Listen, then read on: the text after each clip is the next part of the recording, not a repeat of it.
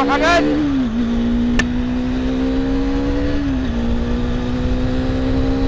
Diba? Sandaan.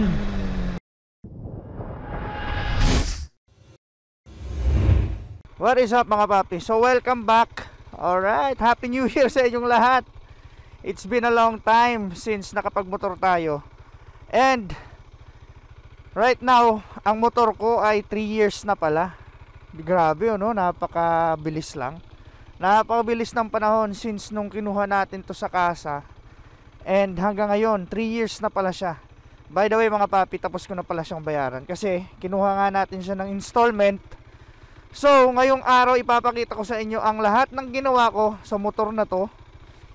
Kung ano yung mga nilagay ko dyan, yung mga accessories na pinagkakabit natin, kumusta na yung performance niya, kumusta na yung mga stock parts niya mga papi, kumusta na yung overall na kalagayan ng motor na to after 3 years of ownership, Kawasaki Bajaj Dominar 400. Alright, so let's go. Ride muna tayo ng konti. So kung makikita nyo mga papi, naka Osmo Action 4 na tayo, tapos Insta 360 X4, diba? Yan yung mga bago nating na-acquire for this year 2024. Yung unboxing nasa YouTube ko na po. Kung gusto nyo mapanood, panoorin nyo na lang sa YouTube ko mga papi. Alright, let's go. Ride muna tayo. Tignan muna natin. Papakita ko muna sa inyo kung gaano pa siya ka-responsive ang motor na to, di ba? Let's go. Alright. Pakpak agad.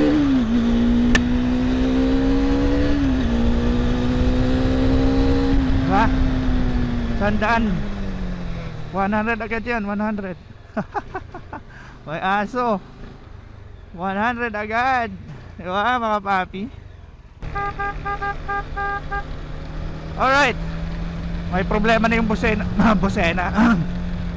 Okay, hindi na maayos yung busina natin mga papi.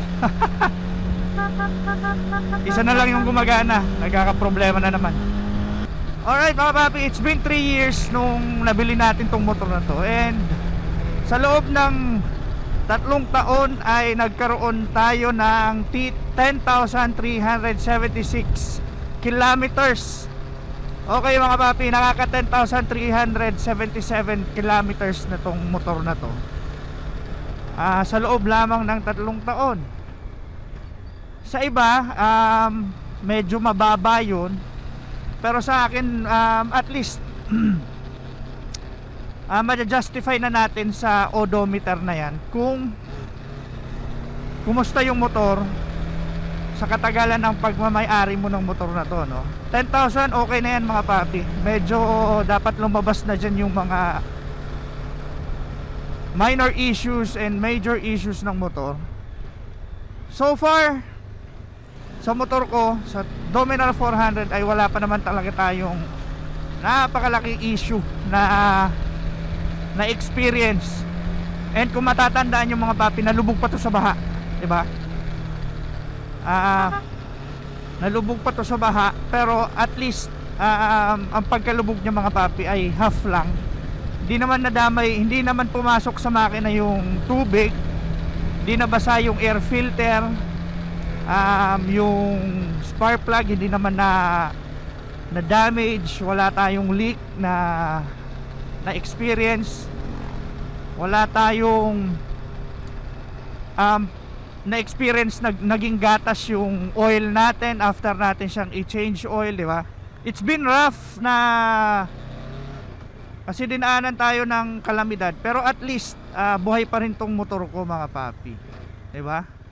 And still performing well sa loob ng 3 taon. Marami na tayong napuntahang mga lugar, marami na tayong rides, long rides, short rides, standby na nagawa kasama tong Dominar 400. Pero actually mga papi, hindi ko to pinang-daily.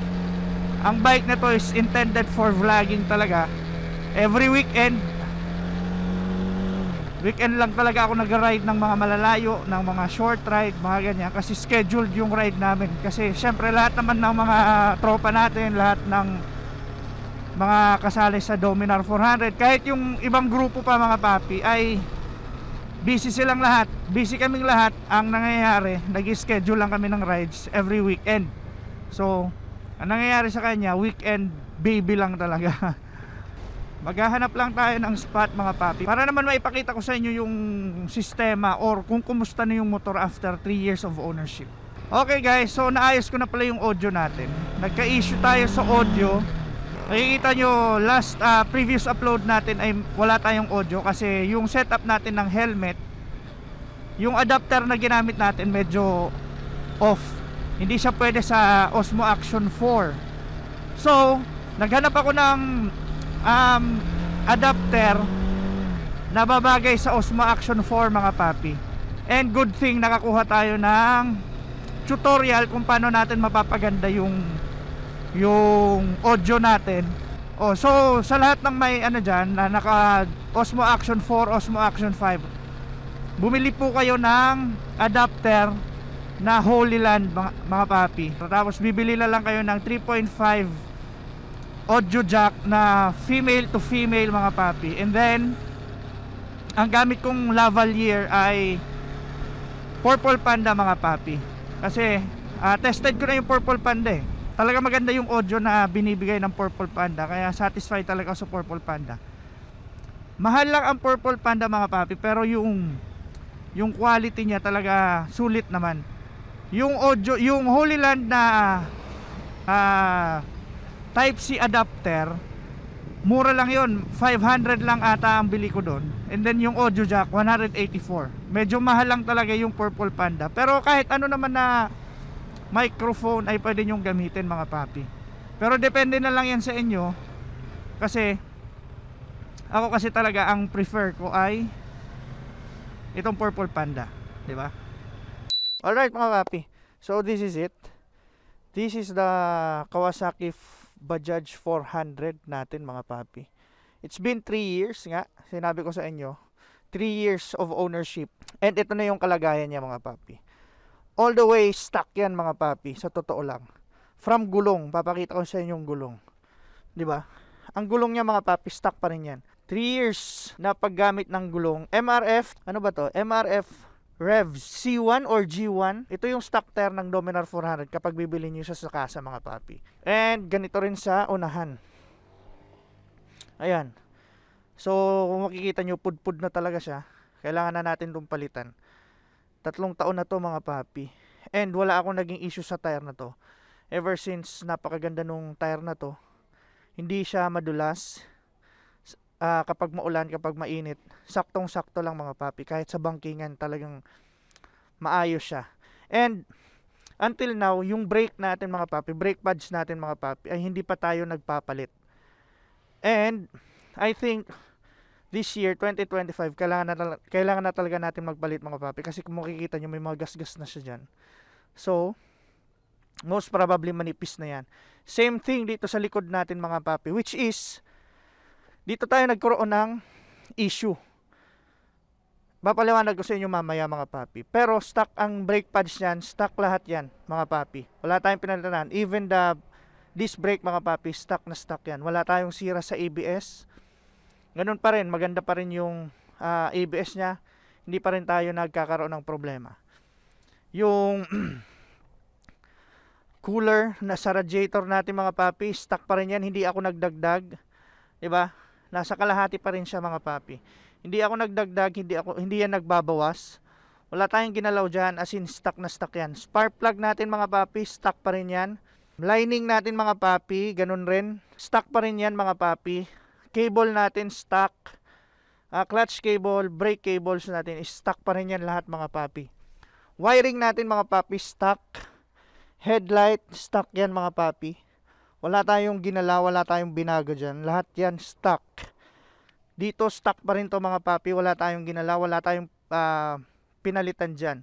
And even the sprocket natin mga papi. Ang sprocket set natin from the rear sprocket, engine sprocket, and even the kadena ay stock pa rin yan mga papi. Hindi pa natin napalitan. Taillight natin stock. Fork oil natin mga papi, stock pa rin. Even may mga konting dumi-dumi na yan, pero stock pa rin yan mga papi. Wala pa rin tayong nakikitang tagas, signal lights natin mga papi, still stock pa rin yan, wala tayong pinalitan. Kaya sa totoo lang mga papi, ang motor na to talagang super stock siya, wala pa talaga tayong pinalitan dito. Same lahat yan, wala tayong pinalitan, di ba? So masasabi natin na talagang super durable ng motor na to mga papi. Sa starter wala tayong naging problema. And then pagdating naman mga papi sa ano natin, accessory na nilagay ko ay itong bag. Tank bag ang tawag dito guys. Tank bag. Ayan from SEC. Dito ko na to binili. And then may flange siya mga papi. So ito yung trick. Itong flange, kailangan niya itong bilhin ng separate para malagay nyo dito sa tangke. Para maikabit nyo dito sa tank bag. Kasi yung kapag bumili kayo ng tank bag, wala siyang kasamang flange. Kaya bibili kayo nito ng separate. Tapos naglagay din tayo ng cellphone holder. Napaka-importante nito mga papi, lalo na sa mga long ride. Lalo na kung hindi nyo alam yung mga lugar na pupuntahan nyo at magmamaps kayo. Naglagay din tayo ng mga mounting para sa ating X4. And then handguard, medyo carbon yung ano niya, yung design niya. Ang problema ko lang mga papi, nangalawang na to. So kung may papalitan tayo dito, magpapalit tayo ng alloy bolts dito para hindi na siya kalawangin ulit. Ayan kung makikita nyo yan. And then dito naman sa part na to, ito mga papi ay hindi to stock. Pinalitan ko na to. Actually hindi ko siya pinalitan. Nilagay natin siya part ng accessory mga papi. Tank kit ang tawag dito. So kung gusto nyo malaman kung paano to ikabit or magkano to, may video tayo sa YouTube kasabay ng pagpalit natin ng radiator guard mga papi. Kasi nagpalit na tayo ng radiator guard 'di ba? Yung stock niya plastic lang yan mga papi. Yung may mga parang grills. Ito may nakalagay na Dominar mga papi. So mas maganda tignan. And then safe pa rin naman yung radiator natin mga papi.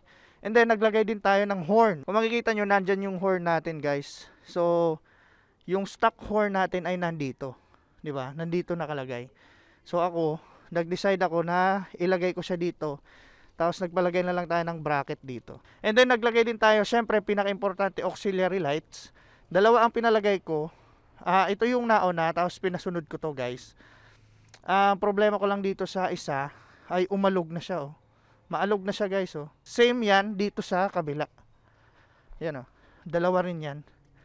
Ito lang yung isa, yung naging problema ko. Nagkaroon na siya ng alog. Dito sa taas wala. Very sturdy pa rin siya. 'Di ba? Hanggang ngayon. And then punta tayo dito sa top box bracket natin mga papi. DC Monorack top box bracket. Kasi yung nabili ko to, ito pa lang yung available na top box bracket or mount para sa mga top box natin, para sa Dominar, di ba? So until now mga papi, okay pa rin naman siya. Sa totoo lang, satisfied ako dito sa DC Monorack na to kasi hindi siya nangangalawang guys. Yung mga minimal lang yan, minimal na kalawang lang yan. Pero kung titignan nyo guys, napakaganda pa rin, di ba? And then ang nilalagay ko dyan na top box guys ay isang 28 liters lang. Yung maliit lang na top box. Pero binenta ko na siya kasi bibili tayo ng mas malaki kasi mas magiging mahaba na yung mga biyahe natin for this year 2025, di ba? Ang ginagamit ko muna ngayon ay yung bag na nilalagay ko dito. Tail tidy bag na hindi ko rin dinala ngayon kasi hindi ko naman gagamitin, di ba? So far guys, yun lang yung mga ginawa nating accessories, kinabit nating accessories. Kasi gusto ko minimal lang talaga and then yung nagagamit lang talaga. Ayaw ko naman maglagay ng mga accessories na hindi naman ginagamit or wala namang kwenta, di ba? Yung pampaganda lang talaga siya at wala siyang gamit sa ride. Kasi dagdag weight lang yan, dagdag isipin lang yan kapag kumalog na yan sa vibration, di ba guys? So might as well mas pinili kong maging minimalist para naman mas malinis siyang tignan. And then nagpalit tayo guys ng pipe. Dati naka-Akrapovic tayo na pipe na hindi naman siya original, class A copy. Tapos naka-cut delete siya na naka-power bomb guys. Yung power bomb 7,000 ko siyang nabili. Tapos yung Akrapovic 3,500. Pero ang problema ko, every time na nagra-ride kami ay sa dulo nagkakaroon siya ng loss of power guys. So hindi ko alam kung ako lang ba or kung na-experience din ng iba na naka-Dominar, na naka-pipe, na naka-cut delete, na medyo may loss of power siya.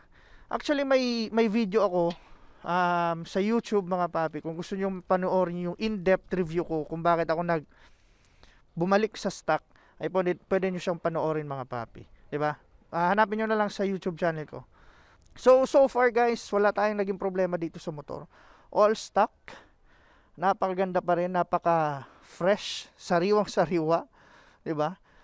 Sa loob ng 3 taon ay ganito pa rin yung itsura niya, ganito pa rin siyang nagpe-perform.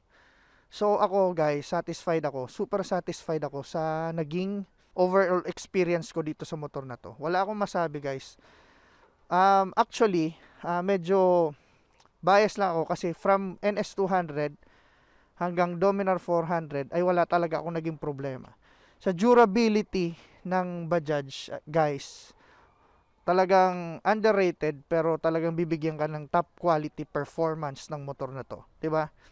So ang Kawasaki naman, alam naman natin na hindi talaga yan makikipag-collab or makikipag tie up sa isang hindi magandang quality motor, 'di ba? So alam natin na once na nakipag-tie up yung Kawasaki, sigurado maganda yung performance or maganda yung motor.